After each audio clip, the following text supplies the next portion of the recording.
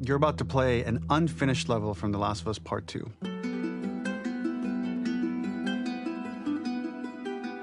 The reason we added this section is there are a few sequences, and we picked the 3 of the best ones, that we cut from the game. You know, often we build a game that's much bigger than what ends up being the final product. They were months away from being finished, but we wanted to give you an insight of what it's like when we built a game, because often we have this whole thing constructed and it doesn't have final art or audio or dialogue. And here you get to see the building blocks of what it's like when we first string a bunch of these levels together. This is the intro to the first deleted level, and this one is the roughest of the 3. We wanted to show more of how Jackson operates. So this is the festival where Ellie ultimately kisses Dina. This sequence would have come very late in the game as a flashback sequence while you're in the farm with Dina. And we wanted to show what is the rest of Jackson doing, and wanted to put on the stick, make it interactive. So you could see when you're outside, there are all these almost like carnival games that you can play. You could mix drinks, you could play with these kids that are playing a sort of clicker Marco Polo, sit down and listen to conversations. And all the different interactions were first or second pass, very, very early passes. The building blocks are there, but nothing is final. And ultimately, while we were very excited by this sequence, it's pretty fun and lighthearted. It just slowed things too much as we're barreling towards the end of the story at this point. So again, reminder, rough, missing audio, missing animation, missing gameplay tweaks, missing dialogue, but pretty representative of what it would have been. So enjoy.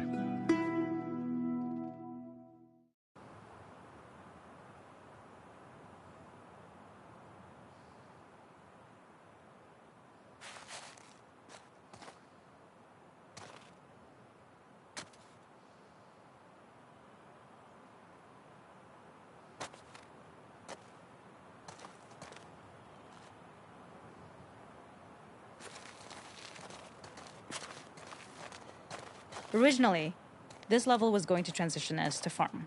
We would go all the way through this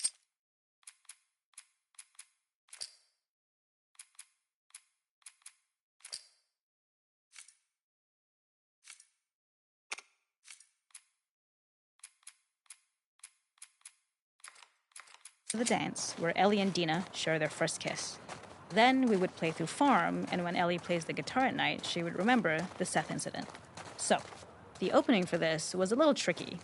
We needed it to match at least a little what you might expect emotionally coming from prior beats, because we were already purposefully disorienting you. Something we really wanted to do was highlight the way their lives had turned upside down since she went down this path. We had this idea of recontextualizing all of our usual gameplay mechanics that were designed for really violent ends.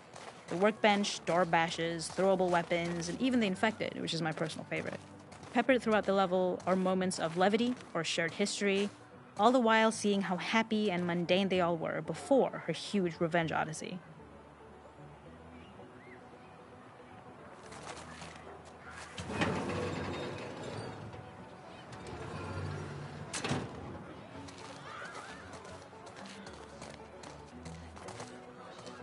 It is not a festival without one of these throwing games. This one, of course, uses our throwable system where you're often chucking explosive things or stunning things, but for a more wholesome purpose, although some people take this game really seriously. A fun aspect of this is if you did well, you could win a toy here. Ellie would place it in her pocket.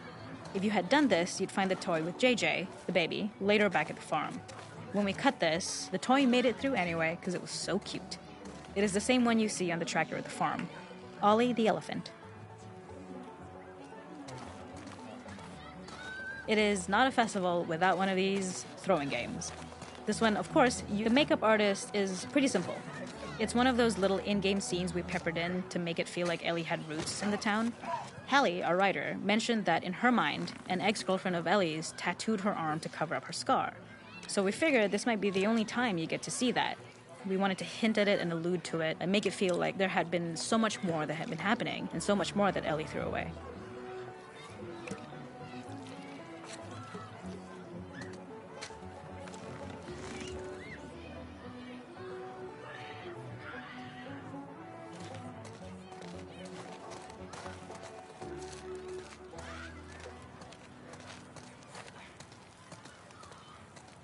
We use our workbench a lot to make a lot of things that kill and maim and hurt people. Here, we had the silly idea of using the same feel, harkening back to the same animations, using the exact same UI to instead fix a drink. Like the workbench, you could pick your base, and then you could add something to it. And at the time, we had some different reactions from Ellie based on how strong you chose to make the drink. Something we wanted to prototype, though, before it got cut, was picking up some ingredients around to add, like a lime or maybe a bottle of someone's favorite whiskey or salt, like you were earning upgrades. We also toyed with having Ellie carry around the drink you made and occasionally sip it, psyching herself up to go talk to Dina inside because she's nervous. It got too noodly, though, because she would need to keep placing it somewhere before she did anything, so it would have ended up more trouble than it was worth. This is one of my favorite sections because I think that it achieves both the slice-of-life aspect of Jackson while also being a stark reminder of how dark the world that they live in really, really is. To attract attention and curiosity, one of the kids was supposed to make this adorable, messed-up little clicker impression, and the others would giggle.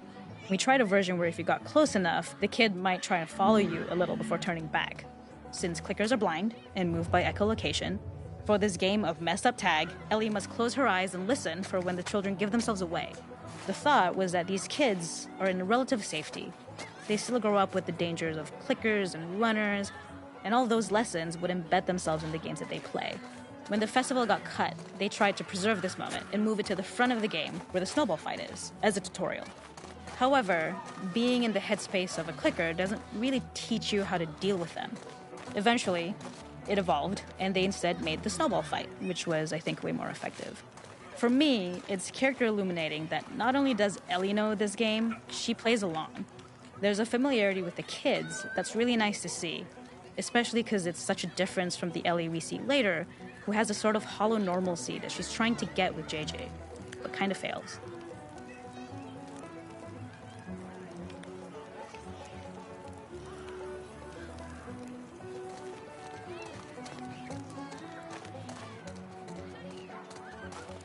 There's a hidden spot at the back that was just a bit of fun. It was highlighting Jackson's normalcy with something we would find in a real world. In the back, you would find teenagers finding some alone time with each other in a dark corner of a party. It was rewarding the player for peeking into a hidden corner, but ultimately redirecting them back to the festival. We also had versions of them smoking weed here, despite Maria's consternation, probably having gotten it from Eugene.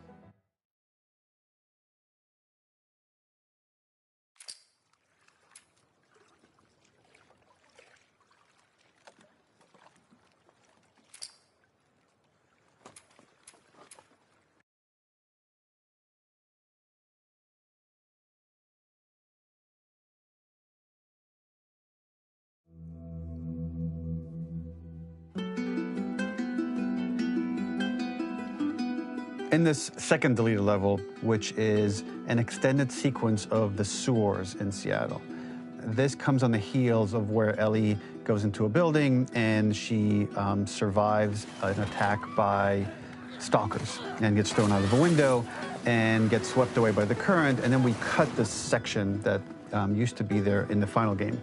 Now you will get to play it. So this was a way to get a bit more interesting puzzles, interesting traversal, figure out how Ellie can navigate the sewers with the fighting current. Ultimately, with a lot of these levels and these sequences, the reason why we cut them were for pacing purposes. But here it is for you in this very kind of raw form that part of it will feel finished, parts of it will feel like assets are missing as far as audio, animation won't be final. But it's a glimpse into what a game looks like when it's months away from finishing. Enjoy.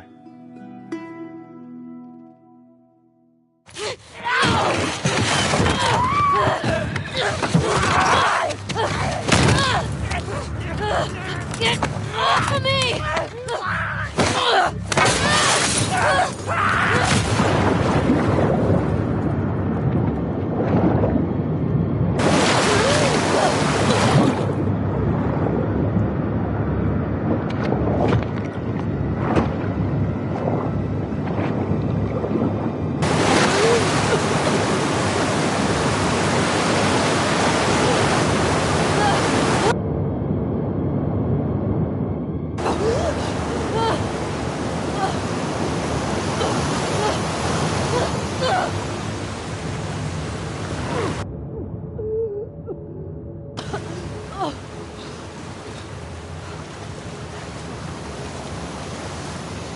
Okay. Okay.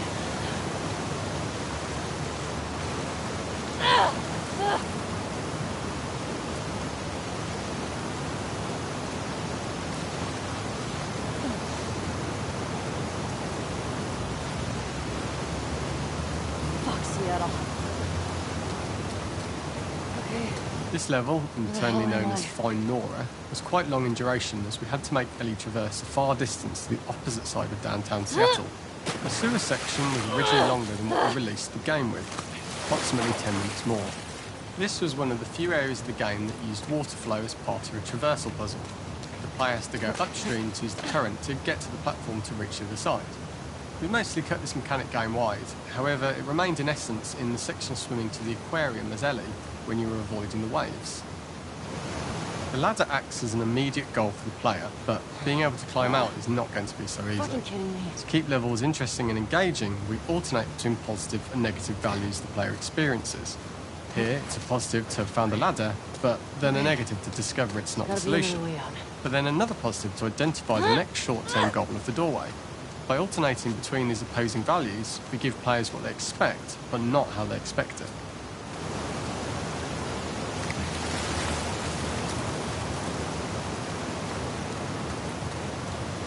This level, internally known as Find Nora, was quite long in duration as we had to make Ellie traverse a far distance to the opposite side of downtown Seattle.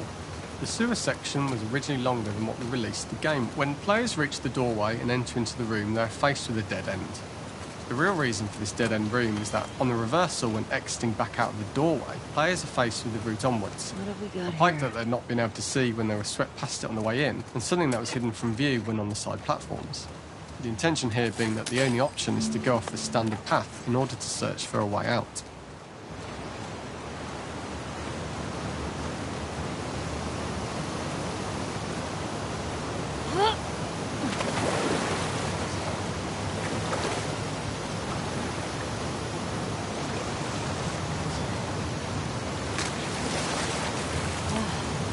Almost had it.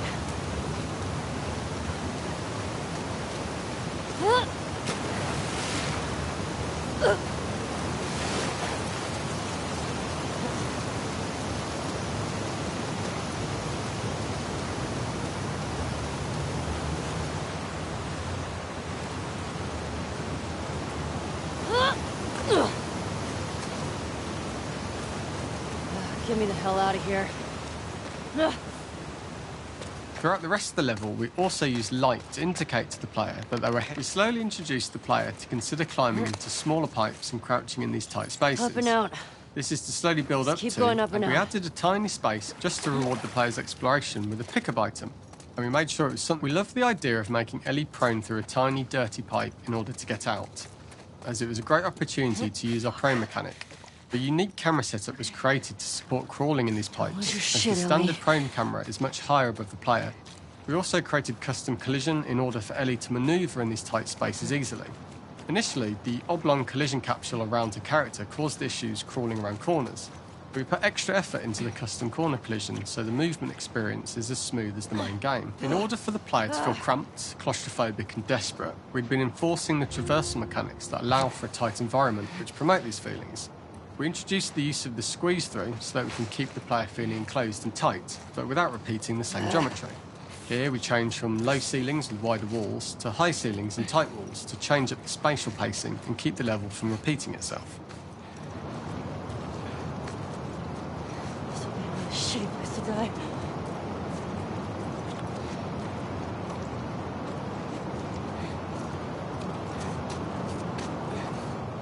Originally, we had the waterline much higher here, so players had to swim through this tight tunnel. However, from watching user test feedback, it was occasionally causing people to discount the route entirely and turn back on themselves. So to avoid any risk of this happening in the final game, we present a lower water level so the tunnel is easy to see and commit to using. Although this isn't as impactful without the prone swim, it's the better decision as it means a smoother experience for the player with no backtracking frustration. As we surface from the water and over the crest of the slope, we reveal what is further in this tunnel. A clicker that has sprouted and the fungus has grown on the sides of the pipe. It was great to see people who use it. We draw the player towards this pipe as it is seemingly the route out of the tight space. Fairly soon, it's obvious that this path is blocked. If the player goes all the way up to the bars that block the path, they are rewarded with a pickup, so this journey doesn't feel wasted. It was important to encourage the player to try to progress along this path so that they would subtly be thinking of progress in this direction. We hint to the player that there is a bigger, new space. As we surface from the water and over the crest of the slope, we reveal what is further in this tunnel. A clicker that has sprouted and the fungus has grown on the sides of the pipe. It was great to see people who user-tested this area becoming increasingly worried as we forced the player to squeeze past the fungus and inches away from the clicker's face, all the time not being sure whether the clicker might be alive or attack them. Although we aren't as cruel as to force a clicker attack in such close proximity, we do have a payoff for this moment. This clicker momentarily turned into Joel to show Ellie's PTSD from what happened to Joel at the start of the game. Ultimately, we decided to save this moment for the farm level, as it was more impactful there because it could become the centrepiece of that experience. Whereas in the sewers, we weren't able to make it as much of a narrative point and give it the breathing room and reaction time that it deserves, given the tight space.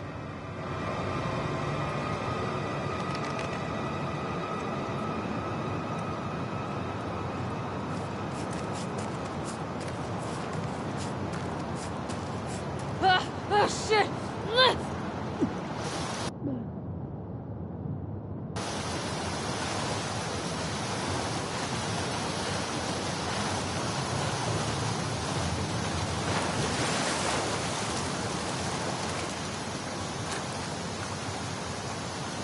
For the final section, we eventually opened you out into a wider area as you traverse through such tight spaces leading up to this. So changing the environmental pacing makes it begin to feel like we're coming to the end of Ellie's ordeal. An earlier iteration used the current that we'd shown at the start, a slightly tougher traversal puzzle to complete the sewers. The ladder was clearly visible from most of the area, but the player was faced with a fast-flowing torrent of water they couldn't cross. If the player attempted to jump into the water, they were not able to swim across the ladder. Using this pipe was retained in the iteration we shipped with, as it's the last of the extreme methods Ellie has to undergo in order to escape the sewers, and what she will go through in her pursuit of revenge.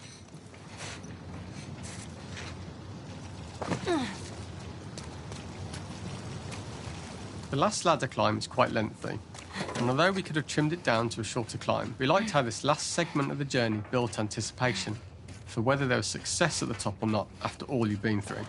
Ultimately, the ladder exits out into the subway station, which is how it connects in the final game. Ellie then has to find her way to the hospital from here, crossing paths with the scars for the first time.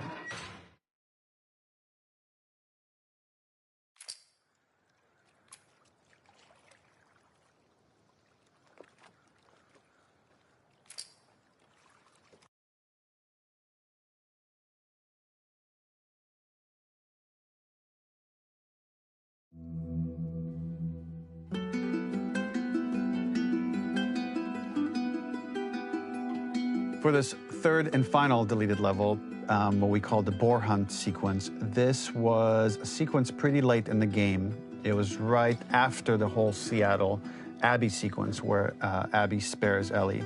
And then we wanted to come back into Ellie's story, but keep it a bit mysterious of how much time has passed, where is Ellie now?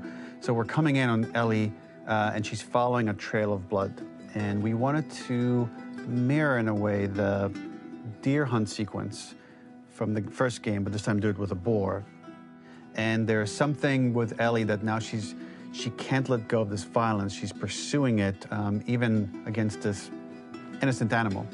This was another opportunity to show how the violence that Ellie has experienced, the violence that she witnessed being afflicted onto Joel, is still sticking with her, and she's still experiencing these PTSD moments. This was a sequence that was pretty far along and was cut pretty late in production. Parts of it are still really rough, but the gameplay, the building blocks were all there. I think you'll have fun to see, like, again, a rough, unfinished sequence that you can play. You can see all the way to the end, and including a cinematic that we end up cutting. And the remnants of the sequence ended up being mentioned in Ellie's journal. So this part of the story that we developed still made its way into the game as kind of optional stuff that you could read about, but here you get to experience it. So as a reminder, this is pretty rough, months away from being finished, but you get to see it now.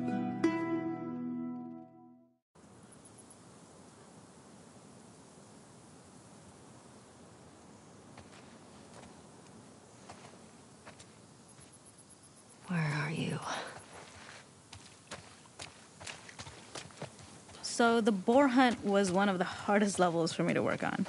It was a huge challenge with the systems that we had, and we kept trying, but it never felt quite right. Originally, the level happened after the Jackson Festival, which also got cut, but before Farm. Once the festival got cut, it became the prologue to Farm. The intended experience is that we jump forward in time after the fight with Abby in the theater. We don't know where Dina is. We likely assume she's dead because she was just bleeding out. Ellie is alone. Her hair is short. So maybe this is the future or the present. And she's hunting. Hunting who? Abby still? There it is.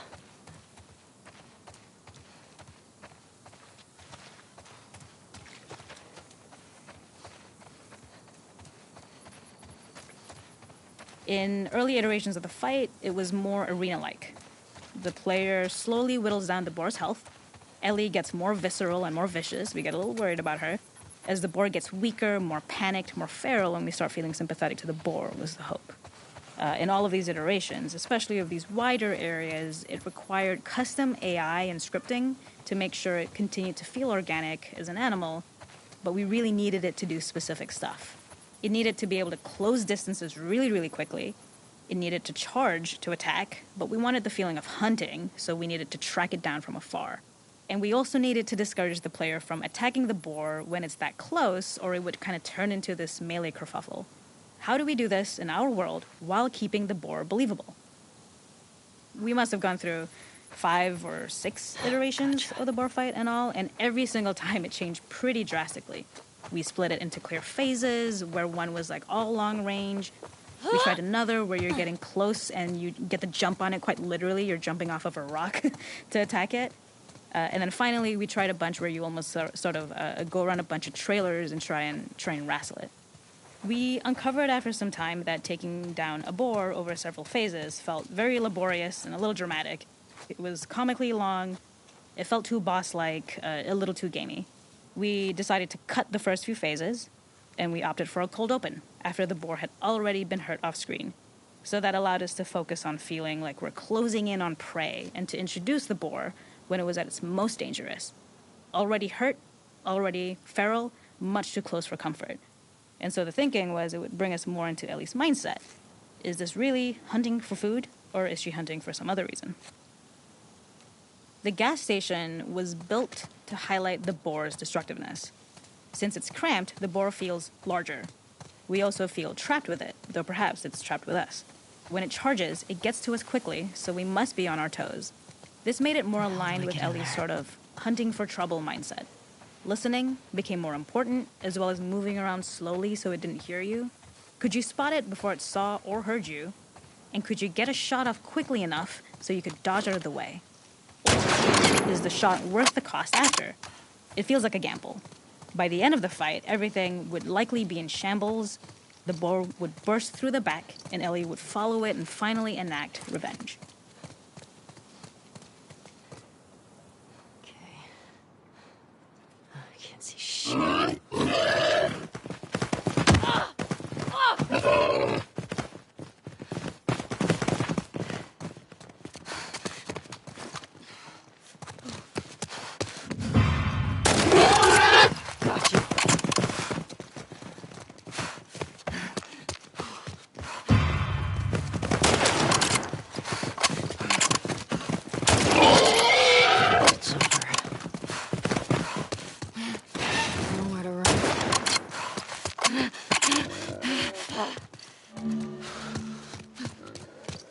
The boar kill was supposed to be anything but glorious. With the boar whimpering at the back of the gas station,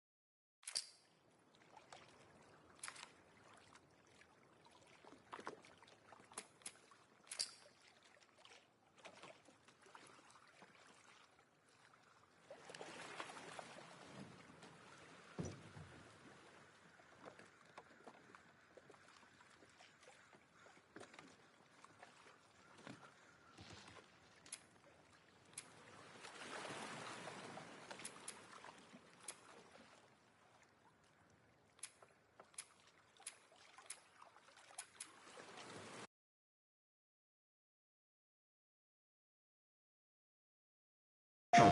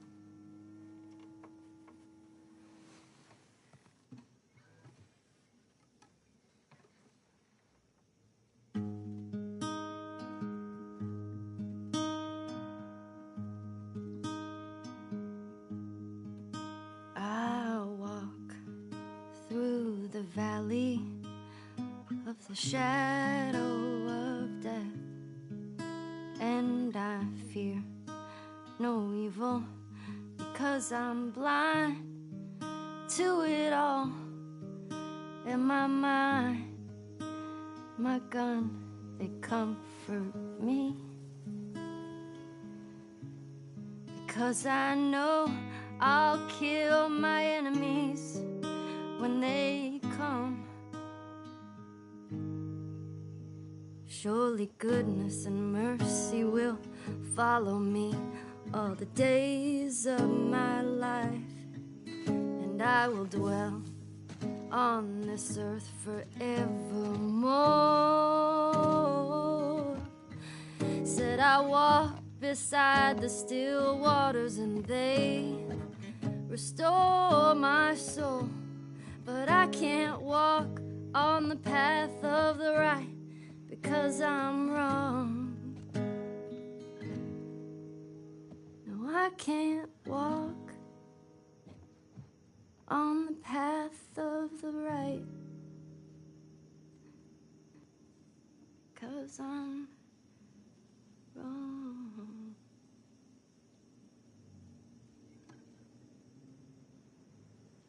What are you doing, kiddo?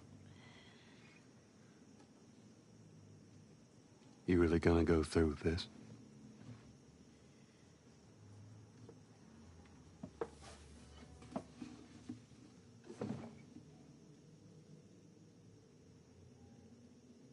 I'm gonna find,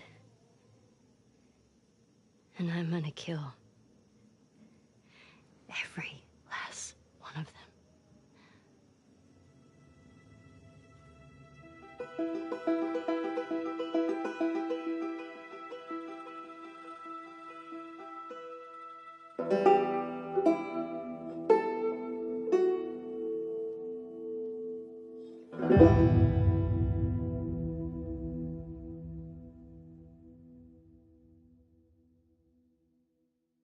PlayStation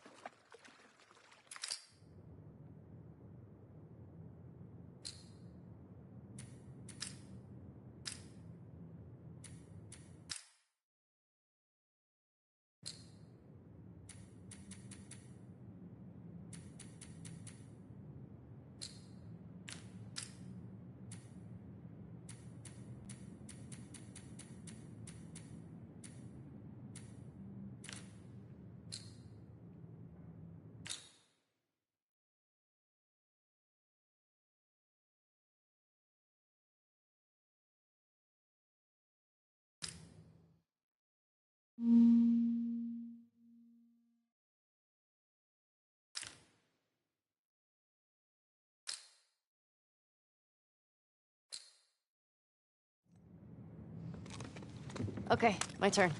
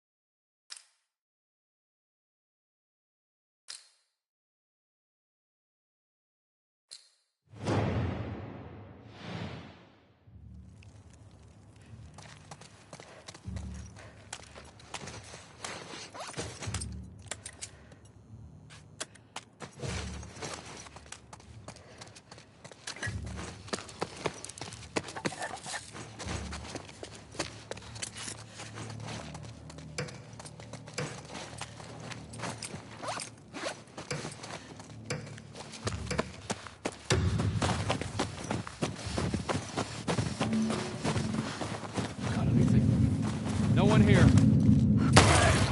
Angel! We're being attacked! Damn it!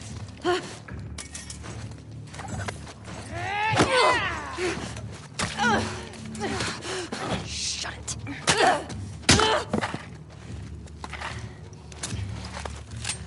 All right.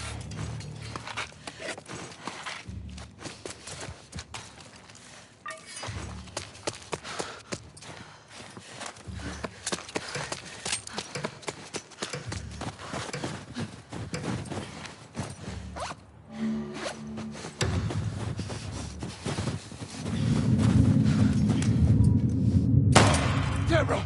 Ambush! Keep it back there!